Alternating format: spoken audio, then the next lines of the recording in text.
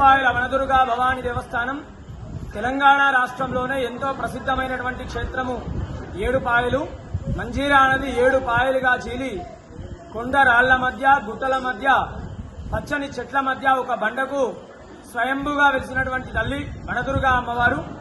మరి ఆషాఢ మాసాన్ని పురస్కరించుకొని మొదటి ఆదివారం అమ్మవారికి ఉదయాన్నే 4 గంటలకు విశేషమైనటువంటి అభిషేకము. తదనంతరం అమ్మవారికి శాకాంబరి దేవి రూపంలో అన్ని రకాల కూరగాయలతో అమ్మవారిని అలంకరించడం జరిగింది. ఈ యొక్క అమ్మవారిని ఆషాఢ మాసంలో అలంకరించడం వల్ల లోకమంతా కూడా సస్యశ్యామలంగా, అందరూ కూడా క్షేమంగా, పాడి పంట వ్యవసాయము అన్నీ కూడా అధికంగా లభిస్తాయి. అదేవిధంగా ఆషాఢ మాసం లోపల ఈ యొక్క శాకాంబరి అమ్మవారి అలంకరణ చేయడం వల్ల వచ్చేటువంటి వ్యాధులు గాని అన్నీ కూడా తొలగిపోయి వర్షాలు అధికంగా పడతాయని చెప్పి శాస్త్ర వచనము. ఉదయం నుండే కూడా ఈ యొక్క ఏడుపాయలో భక్తుల రద్దీ అధికంగా ఉంది.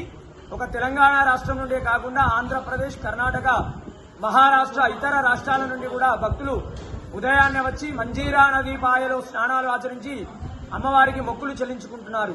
ఈ యొక్క ఏడుపాయల వనదుర్గా అమ్మవారు కోరిన కోరికలు తీర్చే కొంగు బంగారు తల్లిగా దినదినాభివృద్ధిగా ఇక్కడ అభివృద్ధి చెంది విలసిల్లుతున్నది. వనదుర్గా మాతాకి జై.